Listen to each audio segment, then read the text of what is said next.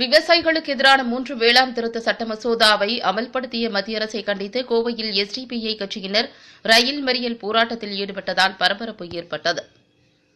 மத்திய அரசு விவசாயிகளுக்கு எதிராக 3 வேளாண் திருத்த சட்டங்களை இயற்றி அமல்படுத்தியுள்ளது.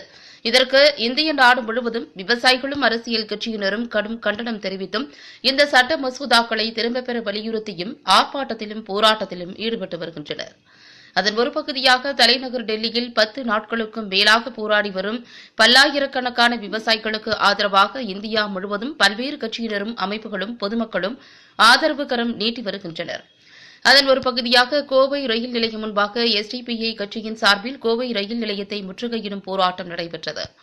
இதில் 100க்கும் மேற்பட்ட எஸ்டிபிஐ கட்சியினர் மத்திய அரசை கண்டித்தும் வேளாண் சட்டங்களை திரும்பப் பெற வலியுறுத்தியும் முழக்கங்களை எழுப்பி வந்தனர். அவர்கள் திடீரென ரயில் நிலையத்திற்குள் நுழைந்து ரயிலை மறிக்கும் போராட்டத்தில் ஈடுபட முற்படும்போது போலீசார் அவர்களை தடுத்து அவர்களை கைது செய்து வாகனத்தில் ஏற்றி தனியார் மண்டபத்தில் அடைத்துள்ளனர். இதனால் அப்பகுதியில் பரபரப்பு ஏற்பட்டது.